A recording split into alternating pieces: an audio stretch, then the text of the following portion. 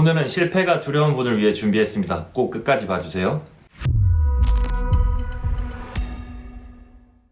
안녕하세요. 자기경영 SMBA 벤입니다. 여러분은 실패자이신가요? 예시를 한번 들어보겠습니다. 팔굽혀펴기 100개가 목표입니다. 근데 제가 지금 열심히 해봤는데 30개밖에 안 되는 거예요. 그러면 저는 실패자인가요? 뭐라고 생각하시나요? 누군가는 저를 보고 넌 패배자야, 실패자야 라고 이야기를 할 수도 있을 거예요. 근데 정작 중요한 거는 이런 실패자라는 혹은 실패라는 단어 자체를 어떻게 정의를 둘 것이냐가 더 중요한 겁니다. 저희는 살아가면서 되게 많은 단어들을 사회에서 만들거나 아니면 주변에서 저희에게 가르쳐준 주입된 정의들을 가지고 있습니다. 여러분은 실패를 무엇이라고 정의하고 계신가요? 저는 실패는 그냥 성공을 위해 지나가야 되는 과정 정도이고 배우는 것, 그게 답니다.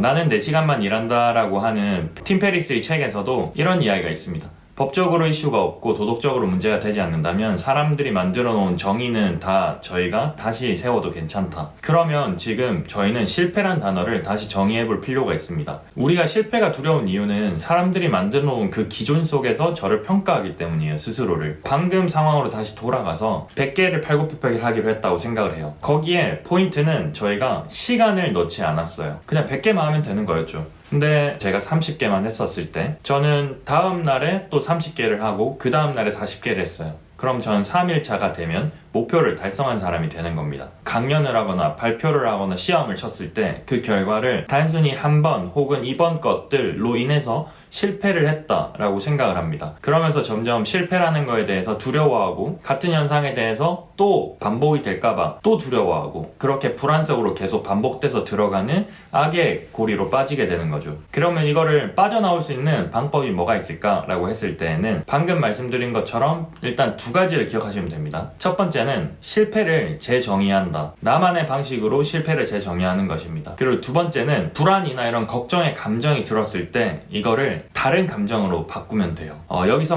말씀드리고 싶은 다른 감정은 정해져 있는 답이 있습니다. 뭐라고 생각하시나요? 불안과 흥분이라는 이 2가지 단어는 원래 같은 감정을 나타내고 실질적으로 저희 이런 신경계나 몸에서 느끼는 감정도 다 동일합니다. 그냥 단지 어떻게 해석을 하는가의 차이로 불안인지 흥분인지로 바뀌는 거죠. 그래서 실제 정말 유명한 운동선수들에게 이런 질문을 했다고 해요. 지금 이제 경기 출전하시는데 나가시는 거에서 어떤 감정을 느끼고 있습니까? 불안하지 않나요? 라고 했을 때 그들은 모두가 동일하게 아닙니다. 얼마나 제가 지금 멋진 게임을 하고 나올지 흥분됩니다. 잘할 수 있을 거라고 믿어요. 이런 식의 이야기를 모두 다 했습니다. 결국 첫 번째 정의는 나 스스로 내리고 그렇다고 해서 정의를 너무 빡빡하게 내려버리면 자기를 쪼오게 돼서 오히려 또 시도를 하는 게 쉽지 않아질 수도 있고요. 너무 헐렁헐렁하게 해서 자기 합리화의 고리로 빠지지 않을 수 있는 부분을 좀 유의하는 게 중요할 것 같습니다. 그리고 2번째에서 아까 말씀드렸던 부분처럼 불안을 흥분으로 전환하는 그 과정이 처음 쉽지 않으실 거예요. 이걸 어떻게 똑같이 그렇게 해라고 이렇게 막 생각이 들 텐데 실제 제 예를 들어드리면 저도 영업사원으로서 일을 하다 보니까 하루에도 적어도 20개 이상의 콜드 메일이라고 하는 콜드 메시지를 제가 보내거든요. 그렇게 하면 거의 회신율이 한 5% 플러스 마이너스 정도예요. 그래서 20개를 보내면 한 명이 올까 말까? 그래도 일단 매일 보내는 겁니다. 지금 당장 확인을 하지 않거나 대답을 하지 않던 사람도 한 달, 2달이 쌓였을 때는 결국 다시 저에게는 다 재산이 돼서 돌아오게 되거든요. 5%면 나쁘지 않은 확률입니다. 생각을 해보세요. 저희가 어떤 사업을 하는데 20번을 하면 그 확률이 결국은 2분의 1이거든요. 성공과 실패 2분의 1인데 그럼 0.5로 보면 확률이 1이면 100% 성공을 한다라는 건데 0.5회를 계속 하게 되면 그 사이에서 성장을 하고 회고를 해서 성장을 하고 이걸 반복을 하면 확률이 증가한다는 거죠. 성공을 하게 되는. 그래서 5% 작은 확률들도 나쁘지 않다고 생각을 하고 계속 꾸준히 실패를 하는 게 정말 중요하다. 그럼 결국은 성공으로 다가간다는 거고요. 제가 영업에 대해서 말씀드렸던 게 영어로 그 회사의 대표로 발표를 해야 되는 자리가 있었어요. 거기에 오셨던 분들이 방글라데시에 가 계시는 대사관님도 오셨고 그리고 방글라데시의 ICT 장관 그리고 다른 여러 가지의 기업들이 왔었는데 거기 앞에서 발표를 하니까 생각보다 엄청 떨릴 거 아니에요. 그래서 제가 준비를 엄청 나를 열심히 했습니다. 몇 번 또 하고 또 섀도잉도 하고 이런 자세로도 해보고 그리고 그 과정에서 전 전내사고라고 하는 책에서 배운 이 마지막 결과 때 제 앞에 있는 청중을 어떤 모습의 상태로 이끌어 놓을 것이다 라는 거를 계속 이미지를 새기고 잠을 잘 때도 그 순간을 그림을 그리면서 계속 잠을 잠들었어요. 그렇게 하고 올라가기 전에도 너무 떨리는 거예요. 그래도 올라가서 그냥 열심히 나름 하고 자연스럽게 저를